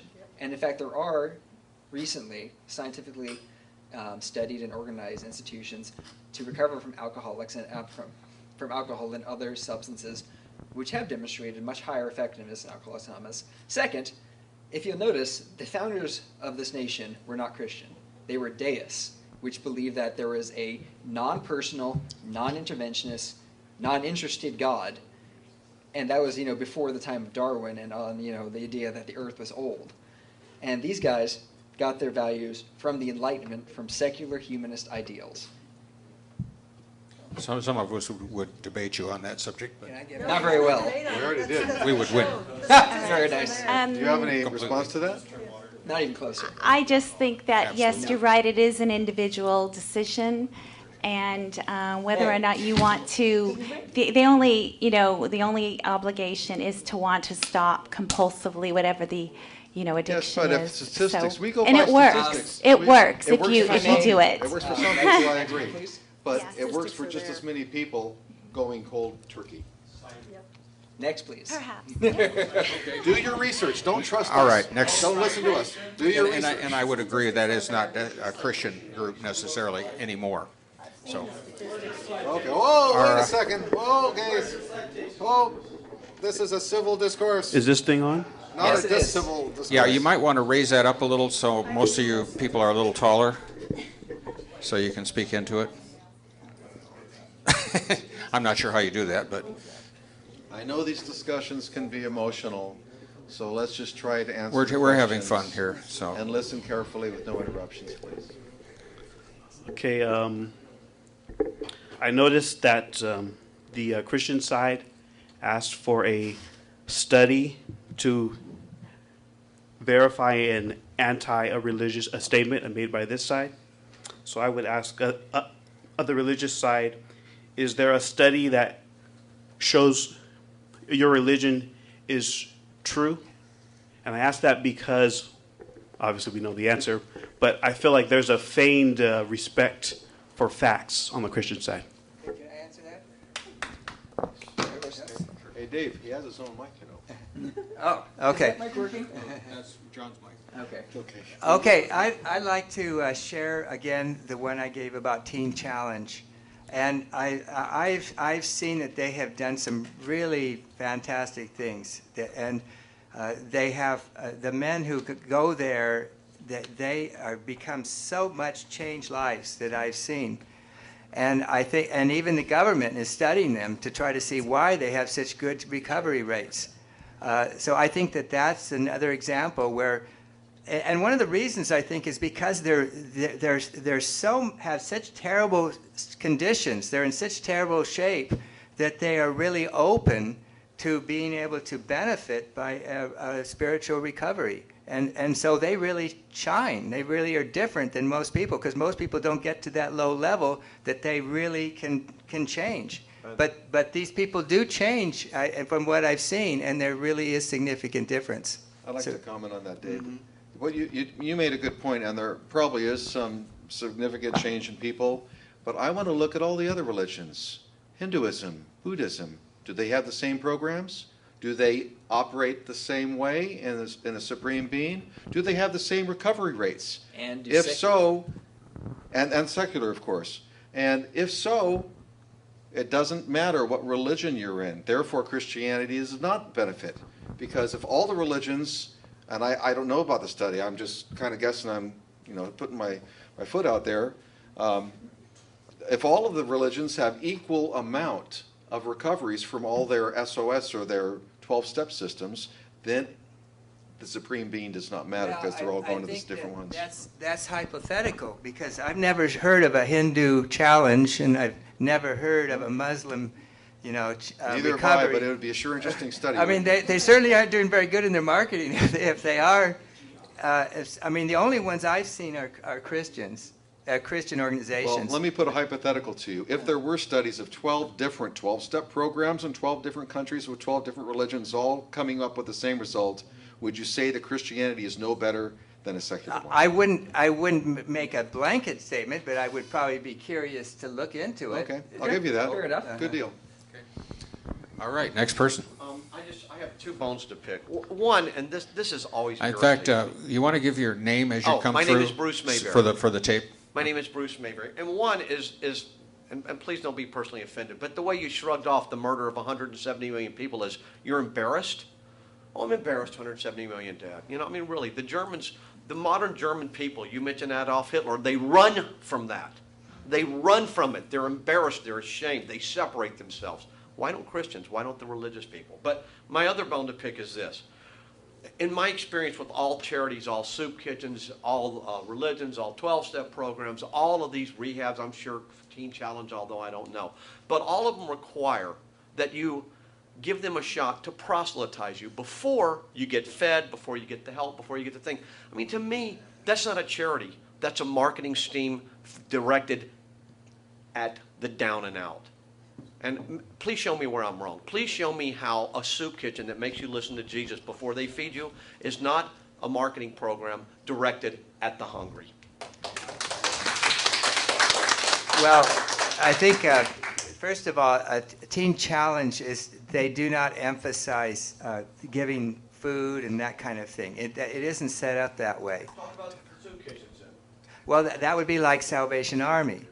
And I think that they probably don't have the results that Teen Challenge does. They may, but they still do. I think they still do some good. They still help people to get on their feet. So I don't think we can totally, discredit them. So you could go to Teen Challenge and refuse to listen to any of the proselytizing? Is that No, you would, but Well, then it's a marketing program. It's not a charity. but they're not. See, they're not. What's the benefit? They're not there to try to make millions of dollars or anything. They're there because they think they believe in it. Why is it mandatory that you be proselytized then if it's not a marketing program? Because that's what works. That's what they believe. That's what works. Bruce. Sorry. Thank you. Sorry, I'm very sorry. It was just spontaneous. The whole purpose Delete is that that on real, the- on the- real on the help is DVD. going to be found in true faith in Christ. So that's the reason why they're doing it that way. And it's not a marketing program. It's a desire to help people, truly help them for eternity.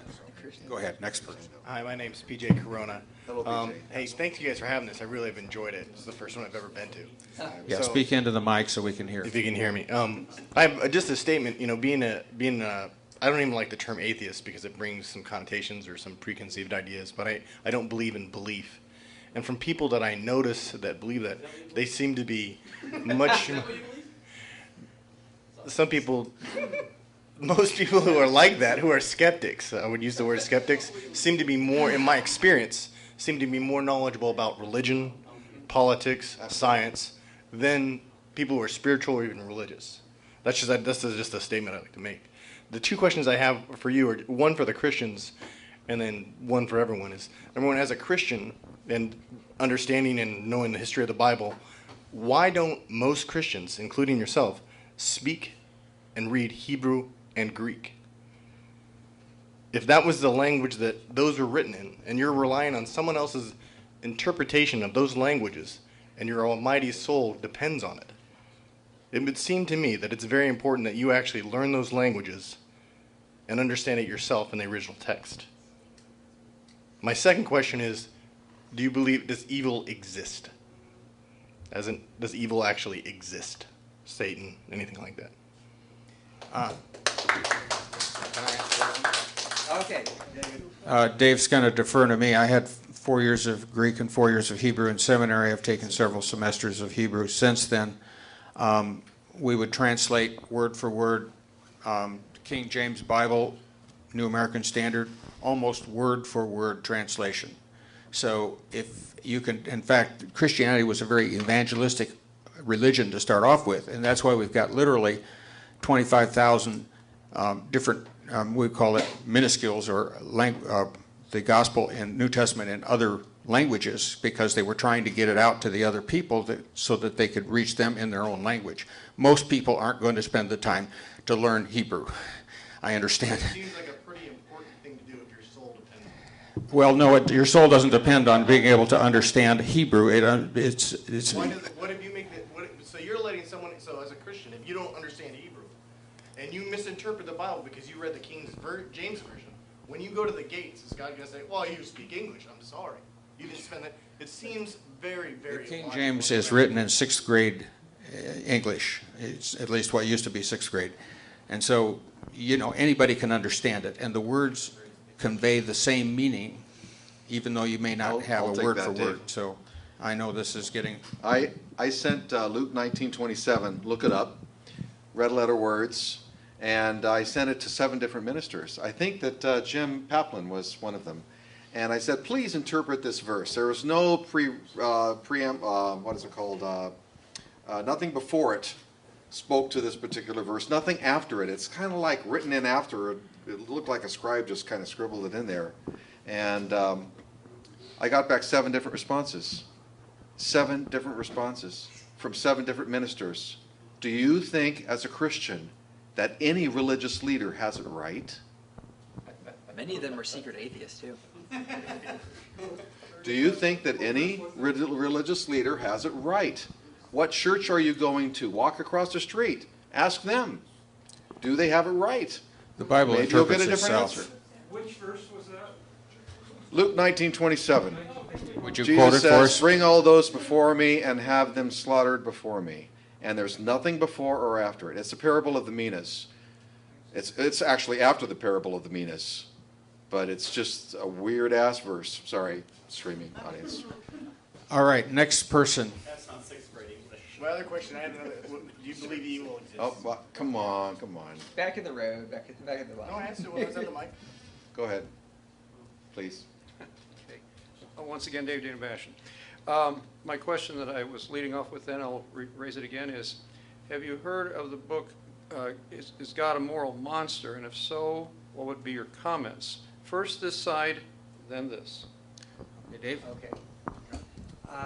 I haven't read the book, but I know the concern, and I've been concerned myself on the issue, and I know that there's a lot of killings and things in the Bible, but as I've read the Bible, it has become more understandable and more acceptable to me. And I'll just give kind of one example, and that was that God told, I think it was Isaac, he said, it will be 4 years before you enter the promised land. You're going to be going off, and it's going to be about 4 years later, and you won't be entering the promised land for 4 years or so. I believe that was Abraham, and it was 400 years. No, yeah, this is a different one. Okay. And he said the reason is because the people there have not sinned, or they have not gotten to the place where you can enter in and that you can have judgment against them. So it's like he's saying, well, I don't want you to go in there right now and have to kill people because it's not right. But I can see in 4 years they're going to be so terrible that they're like monsters, and you're just doing judgment on them, that if you do kill people. So I'm sorry, Dave, that's you something just said something again. You still have to kill people? Is that what you just said? Oh, don't forget, it's well, murder. maybe murder, I guess, or however you say it. But what about the male children? But there was more understanding of how that could have happened by reading that kind of thing. And then also there are places where he says, it said, well, go through this land, but make peace and try not to have to kill people and that kind of thing. So there are places that when you read them, it makes it more understandable and not such a concern. Okay, I have the book and I'm going to read it, but I'm going to let Paul take this one. Could you repeat your question? I asked if you had heard of the book. I asked if you had heard of the book, Is God a Moral Monster? And if so, what are your thoughts? What are your comments? Okay, I have not heard of it. Would you like me to just respond to the title itself? Would you like to I'm sorry, yeah. No, Would you like to describe what that book says so that he can He's answer reading it. I haven't read it yet. I'll see you at the post afterward. We can talk about it. Okay, we'll wait It's for much along the lines of what he was discussing, only a little bit more, and that is whether there are difficult passages, if we may call them that, which once we understand historical context might be better understood than if we simply had only what we have in front of us. In other words, we need to have an adjunct of a historical background. In what historical context is it moral to kill another human? You don't have to ask the question further than that. Okay, I'm going to leave rhetorical questions behind. Thank you. Next question. Hi, I'm Reveille, and my question is, first, just to let you know, I was a Christian, and I have read the Bible from front to back many times over. So, your thing about a lot of Christians haven't read it, it's probably a good thing for your side, because I think if they did, more of them would become atheists. So, one of the things I wanted to let you know is that I did find the statistic. As far as AA is concerned, the best rate that's out there is found in Scientific American from February 2011. The best rate they've ever found is a 40% success rate, and that's as good as it's ever gotten. The worst one was a 25% success rate, so that's your statistic. Not really good. So the best statistics they have for Alcoholics Anonymous is a 56% rate for therapy. No, 40% is not good. Compared to what is the compared to going into personal therapy. So personal therapy I'm is Reveille at least and I'm 10 an points alcoholic. more No, I'm not. effective. And then, Yes. Wait, whoa. Okay, what Yeah. she said is that therapy is 10 percentage points more effective. than alcoholism 16% at the minimum. 16% at the better. minimum. and up to 30% more about Yes. the potentially Yes. more effective than Alcoholics Anonymous. Do you have a question, Reverend? Yes. Okay, My we have- question, sorry, I was just clearing up the statistics because that was in question from earlier.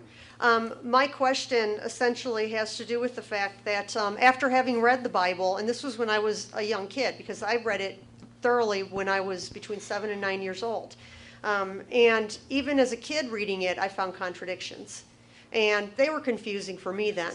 And as I got older, I started reading more and more contradictions. And what I don't understand here, you know, and this is more to you guys, is that if even a kid can see the contradictions, why is it that as we get older and older, do you think more adults just choose to ignore them? As opposed to really trying to ask the heavy questions of, all right, I'm seeing this, why just glaze over it? What are the contradictions? Oh my gosh, please tell me you didn't just ask that. Okay. Discussion after. We were just asking, he asked me to ask them if they had a closing statement, so. Oh, are we ready for the closing statements? Because if we are, I can go over. If we didn't have a closing statement, we wanted to continue the Q&A, but we're going to have to cut If the we have to Q&A cut it close, shorter. I can go over this because we can ask this later over there. Yeah, I don't we can, mind. we can continue this later. We've already gone over I'll our do mine 2-hour later. limit. That's fine. So let's just have a closing statement from both sides, or whatever. And John, do you have a closing statement? Just recap with, we've considered what are the advantages of Christianity. Microphone, John, I'm sorry. Oh, yeah, all right. Want to get this on tape? We've considered what are the advantages of Christianity to Christians? What are the advantages of Christianity to other people? What are the costs or disadvantages of Christianity to Christians and to other people? What are the advantages of atheism to atheists and to other people? What are the costs of atheism to atheists and to other people? Everybody has a fraction of the information that's out there in the world. You have to take what you have and go with it. You.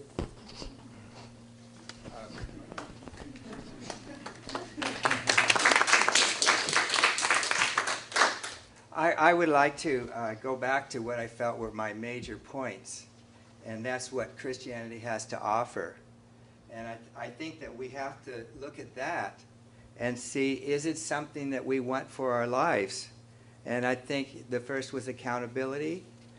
Do we feel like we need to have accountability? And I know one person said the Lord of the Flies maybe wasn't a good example, but I think we can look at natural disasters and we look at see how there'll be looting and things like that, and that's going on today in the real world. Next was inspiration. Don't we need inspiration? Don't we need something that's going to help us to do better, to give us strength, give us courage? And then hope.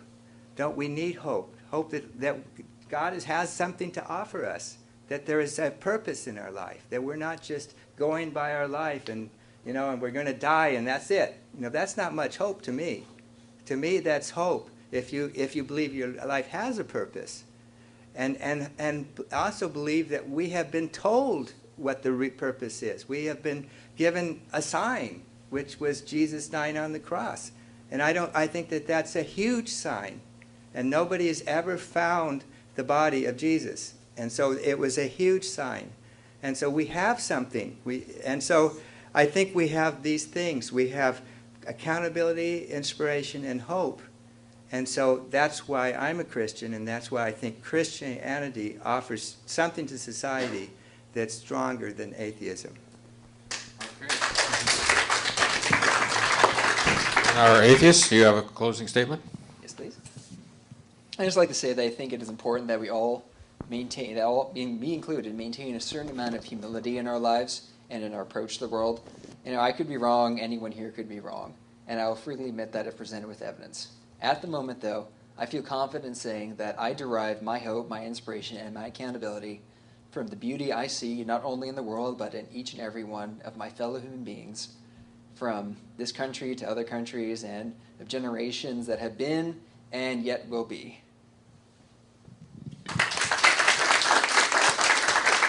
And Bruce? Wow, what a nice evening. I really enjoy these debates, both sides. I'm going to bring up a little bit about Pascal's wager, because really to know if you have the true religion, you really got to check out the other ones. Even check out the other Christian sects if you're a Christian. And that's what I've done. Even as an atheist, I'm continually interested in religions. Why do people behave the way they believe? It's a marvelous discovery. It's a marvelous discovery. I really get off on it. I know now why people, after 7 years of studying this and reading 42 books, I know why people believe the way they do. At least what the scientists come up with.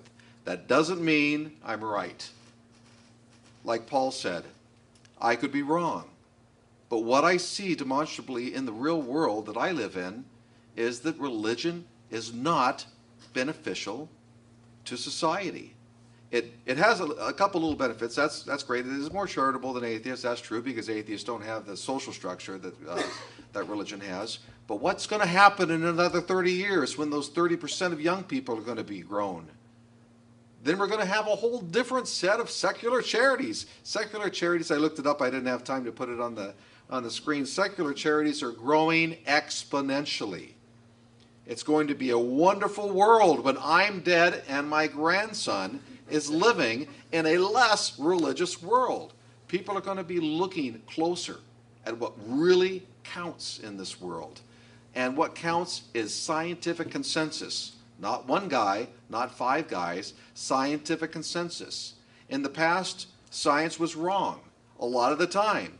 Now, science is mostly right, not 100%. We temporarily believe that the knowledge that science presents is true.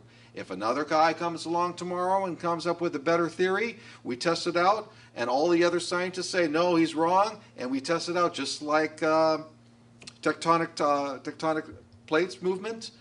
He was laughed at for 15 years, and now all of us know the truth. Why? Because of scientific consensus. That's what counts. Evidence. Belief dictates behavior. If I know what sect you are, if I know what religion you are, I can more likely predict how you're going to vote in the next election, how are you going to treat your children and your neighbors. That's from sociologist Phil Zuckerman up in Pittsburgh College, the first sociologist that actually made a secular BA, a secular studies BA in the United States. I am confident in my beliefs, but again, I'm not 100%. I want everybody that believes the way they do, atheist, Christian, Hindu, Muslim, doesn't matter, to constantly examine the decisions that they're making and making sure that the result of those decisions turn out to be good. Do not vote the way your religion says or your atheist friends say unless you actually check it out yourself. If you vote against gay marriage, you are voting for hate. It might not look like hate except for the person that's being prosecuted, or that's being discriminated against. You have to ask the person that's being discriminated against if they feel like it's hate. If they feel like it's hate, doesn't matter what you think. It's hate. Thank you.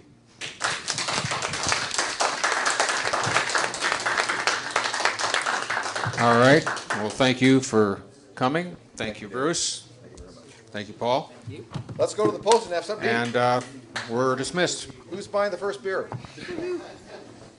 Thank you so much. Okay. I appreciate you, Mom.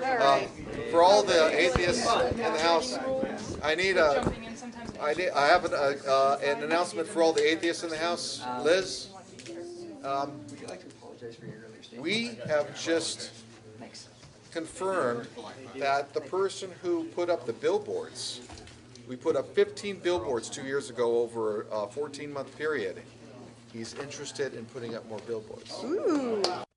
having to ensure or educate those new people about the difference between that method and that skill set and the topics themselves. That it's very easy for human beings to conflate those because we do think in conclusion terms. We start with, this is what I already think, and then we start looking for the evidence that confirms it rather than either trying to falsify it or opening our minds and considering the possibility that we're wrong. And so because that's our method, kind of default method as humans, of looking at claims, we tend to not really internalize that it's separate, that the skill set we're using and the methods that we're using really are a separate issue from the topics that we study. I mean, there may be, just looking at different science disciplines, yes, there are lots of different methods in terms of the equipment they use, and maybe some of the experimental designs are different, but there's a general scientific method. You know, it's very, very vague description, but it still has the same basic kind of philosophy behind it. And I'm not sure about this, I'm not clear, Steve, about this notion of making it, of turning skepticism into a